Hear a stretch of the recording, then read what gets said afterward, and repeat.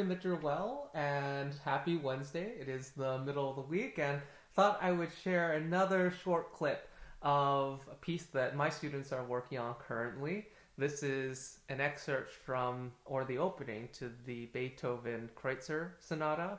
Very challenging piece because I think in many ways Beethoven wrote for music first and then the instrument later. For instance, in his violin concerto, you have to wait for a long time. The orchestra plays, and then all of a sudden, the texture clears. The orchestra's going, and then you come in with all these octaves.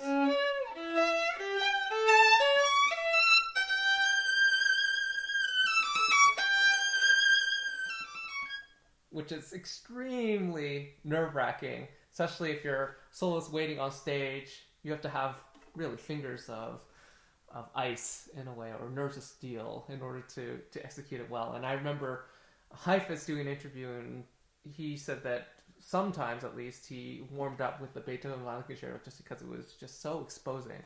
So the opening to the Kreutzer Sonata is very similar. You have this big chord from the very beginning, which is extremely heroic and optimistic, confident, I would say.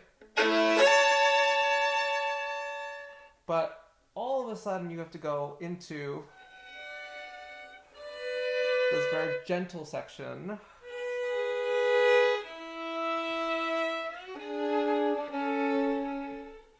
And all within one slur. So we have on the notes here, 1, 2, 3. And you have to create this arc in a way that feels natural and at the same time is very mindful of the violin technique. So going from here,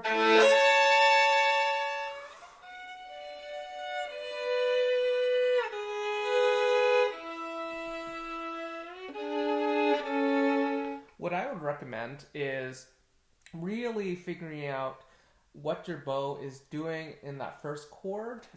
I like to really start off straight from 2 notes and then arpeggiate onto the top. And just making sure that my bow, especially when I get to the tip and towards the fingerboard of the violin, that the color changes very drastically. And then trying to match the end of this bow to that, and it's almost like an art in blending. It's tricky, but if you continue to use your ear and just work on that transition, being mindful to try to hide that shift as much as possible, you end up with a very beautiful effect.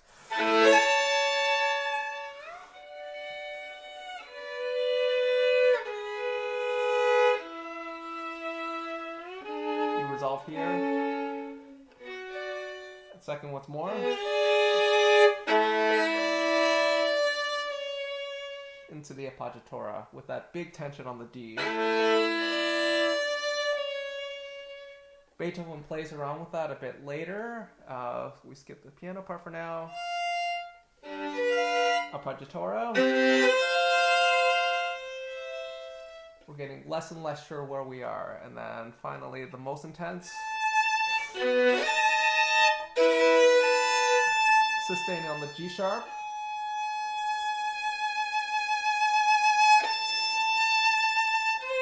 Subito piano. And then all of a sudden you have these fragments, really cool. Semitones going up, semitones going down. So same thing, but different with the B flat. And then we have 2 motions going up. Beethoven gets a little stuck,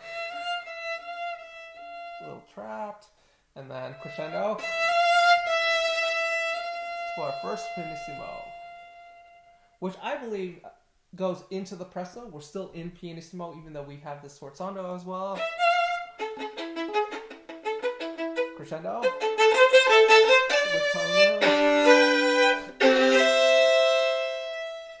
And when we approach the final fermata there, we have this over 3 beats. I remember a teacher of mine, Pam Frank, would always say that fermata is just making the note value slightly longer than it needs to be. Almost like if someone pauses a little bit too awkwardly, just enough to really get a sense of that heldness. So if it's 1, 2, 3, I'd go 2, 3, something like that, and then we go on.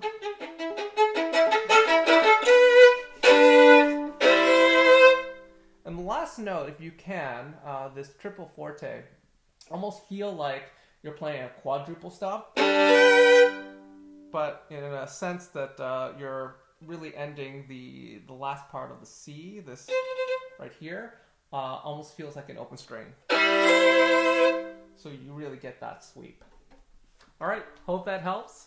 Have a lovely day, and hope to continue making some videos and helping you along the way in whatever you're doing on your violin journey. Take care. Bye.